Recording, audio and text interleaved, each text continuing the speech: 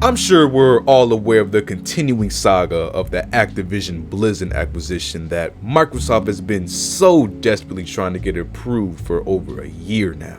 But if still, somehow you've been on Patrick Star timing and sleeping under a rock, basically Microsoft wants to purchase the studio of Activision Blizzard for a whopping $68.7 billion to get control over heavy-hitting titles like Call of Duty, Overwatch, World of Warcraft, and a bunch of other games that are extremely successful IPs. And with this, a lot of conflict arrived, not only from obviously other game companies like Sony who think they're going to control the game market if this deal goes through, but also from the big daddy government affairs that require this deal to be approved in each company that operates in the gaming market. The whole thing just been so entertaining to see unfold that I made a playlist documenting the entire anime arc so far in my playlist tab of the channel, so if you want to see some of the key moments, go ahead and check there. But basically, for the past few months now, Microsoft's really been in the same position. They've been defending the deal, doubling down on wanting it to happen, and they've been waiting for it to be approved in each of the companies that it needs to be approved in. There's been a few disses here and there from other companies, and Sony just completely said fuck it and stopped returning their calls. But for the most part, it's just been a waiting game as of recently. And actually, a decent number of countries are starting to approve the deal, making this dream Microsoft has become more of a reality every day. However, there's still agencies and governments that aren't too won over on Microsoft's intentions with the deal and still actively fighting against it.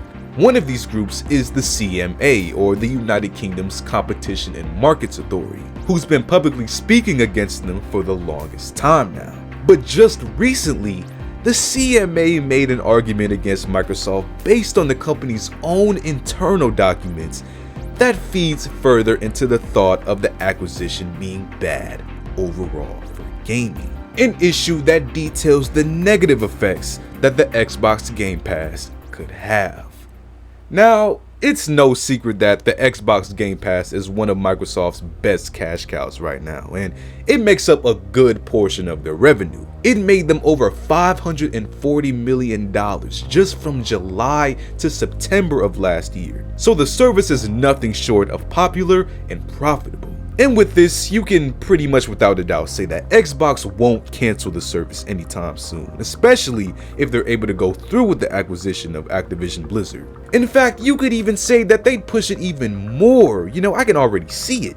Play the next Call of Duty early on the Xbox Game Pass, or Diablo 5 exclusively on Xbox Game Pass Ultimate, or throw away every console that isn't an Xbox for half off on Game Pass. Like, they could push this to the limit. And this is the issue that the CMA recently made a statement about, detailing how this could negatively impact buy-to-play games, or games that you would purchase in a traditional sense. You just pay the retail price or whatever price that they have for the game. The CMA argues that with the popularity of the Game Pass, Xbox could make any new games from Activision Blizzard rolled out through the subscription service, which in turn could bring a decrease in regular game sales, something that Activision mainly relies on for revenue. Basically arguing that if the games are on the Game Pass, there won't be any incentive to buy them for their retail price, making the developers see a loss in otherwise larger profit.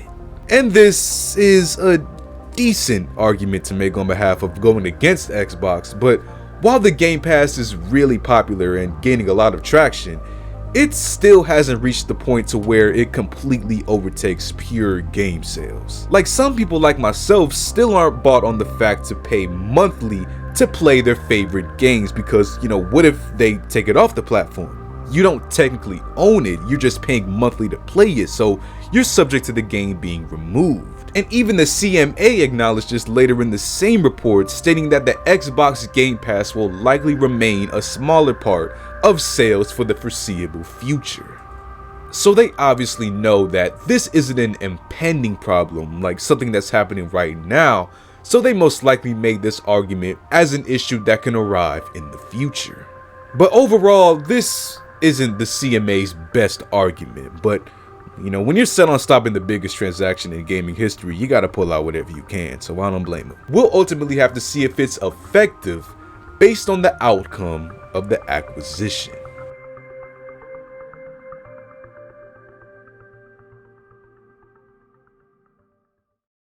So what do you guys think about the acquisition so far, man? You know, what do you think about Xbox? What do you think about, you know, Activision Blizzard? Feel free to leave a comment down below. And as always, leave a like on the video, subscribe, check out the Patreon if you're interested, and I'll see you on the next one.